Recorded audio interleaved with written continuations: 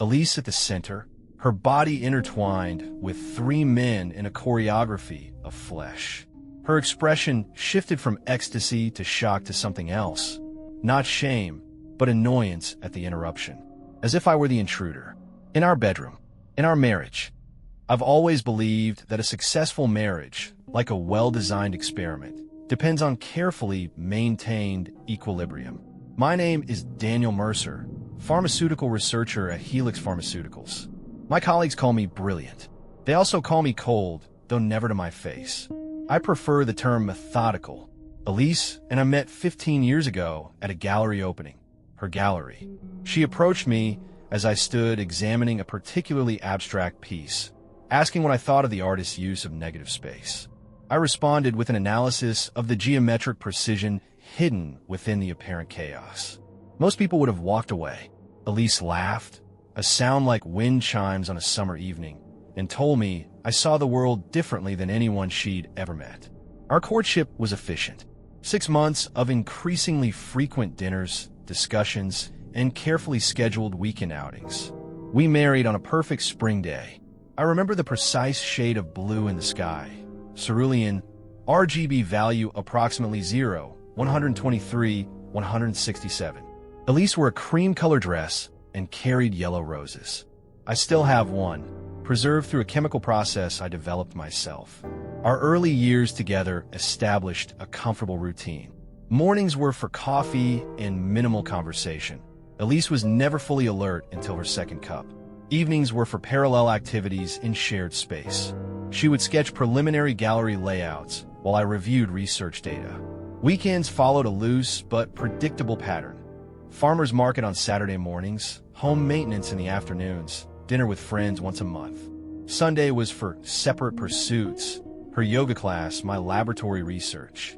Sexual intimacy followed its own rhythm, less frequent with passing years, but satisfying in its familiarity. We knew each other's preferences, triggers, and thresholds. Efficient.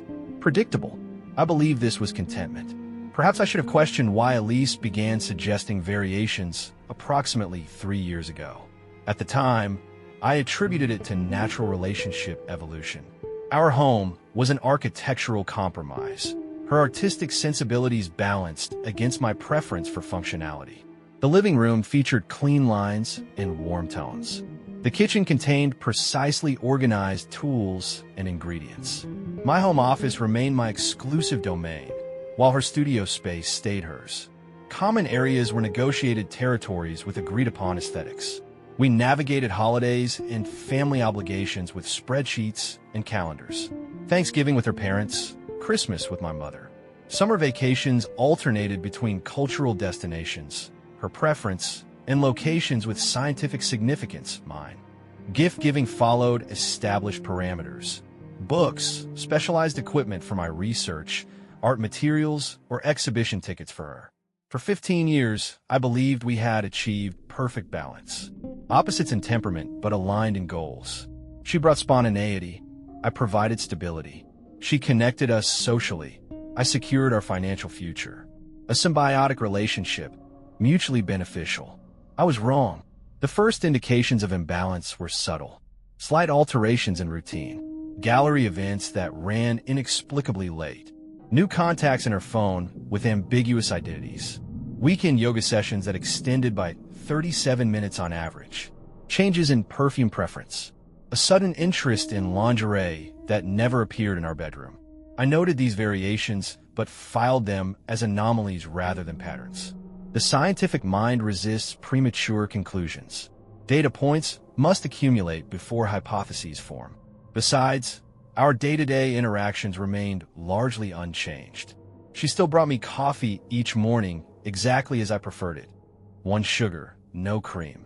We still discussed exhibitions and pharmaceutical advancements over dinner.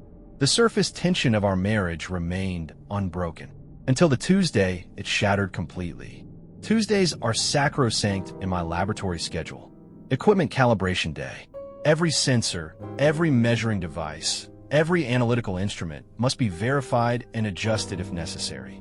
Precision matters in my field. I had just completed recalibrating the mass spectrometer when a new research assistant bumped my elbow. Chemical solutions splashed across my lab coat. Nothing dangerous, but following protocol, I needed a shower and change immediately. I called Elise to inform her of my unexpected return home. No answer. Unusual, but not unprecedented. She often silenced her phone during meetings with artists or collectors.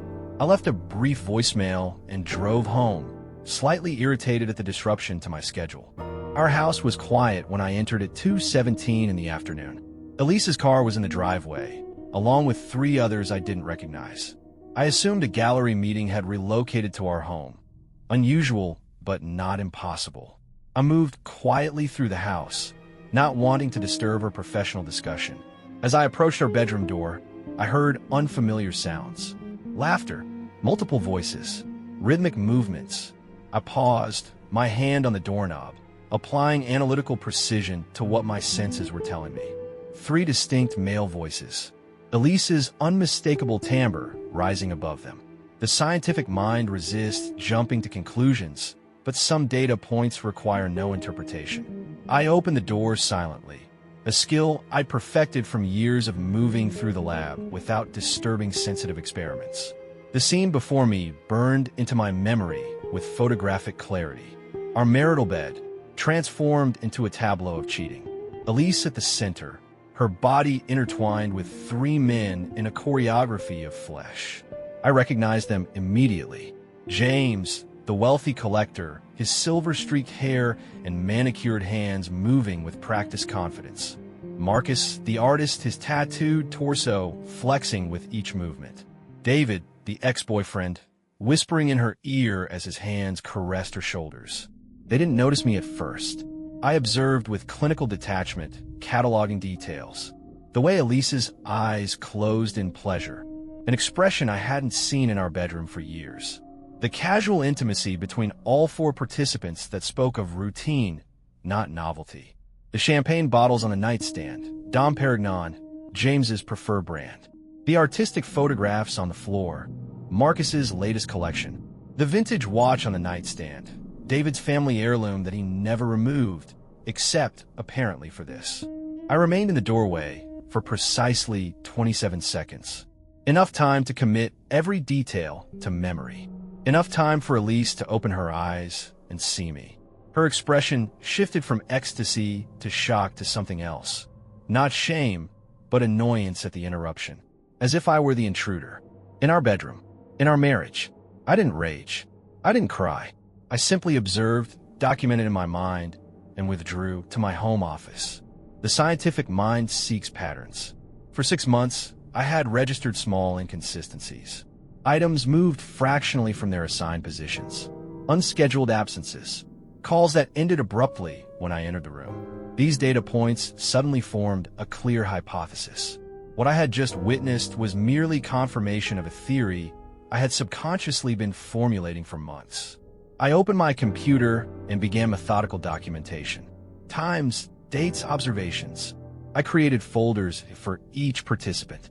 I reviewed credit card statements, finding hotel charges on days Elise claimed to be at gallery events.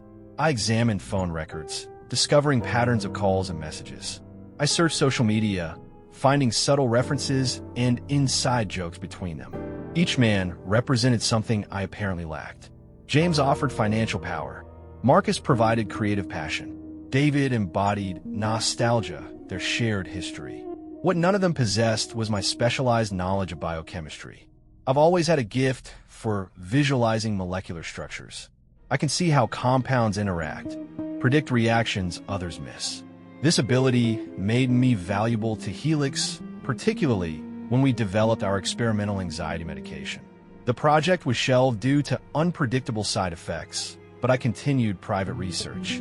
Certain compounds could target specific fear responses without leaving traces in standard toxicology screens. As I sat in my office, methodically documenting my wife's cheating, a solution began to crystallize in my mind. Not divorce. Too messy, too public, too conventional. Not confrontation. What could words possibly accomplish? No, this situation called for a more elegant approach. A researcher's approach. I accessed my secure server where I store my private research data. Project Phobos, named after the Greek god of fear. compounds designed to target the amygdala with unprecedented precision, triggering specific fear responses without the subject knowing they've been drugged. One formula could induce aquaphobia, the terrifying sensation of drowning while standing on dry land. Another targeted claustrophobia, making open spaces feel like crushing confinement. A third created the sensation of insects crawling beneath the skin.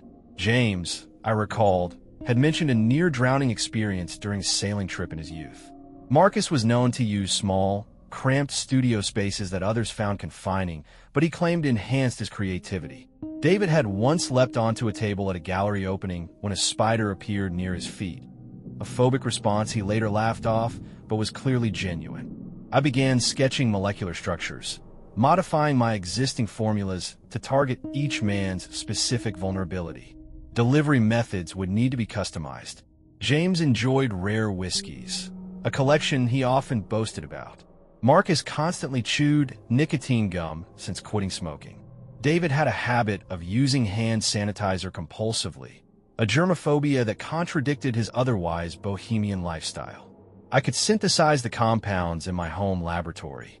Equipment I'd gradually acquired for my independent research would be sufficient. The timeline would need to be carefully managed, effects building gradually to avoid suspicion. First, mild episodes. Then, increasing intensity. Finally, complete psychological breakdown. The emotional part of my brain, yes, contrary to colleague beliefs, I do possess one, suggested physical horror would be more satisfying. But the scientist in me recognized the elegance of psychological torment. They would suffer not from what I did to them, but from what their own minds did. Poetic justice for men who had invaded not just my marriage, but my mental peace. As for Elise, her cheating was deeper, more fundamental. She hadn't just shared her body with these men. She had shared our life, our home, our private spaces. She had invited chaos into our carefully balanced existence. Her punishment would need to be more personal, more profound.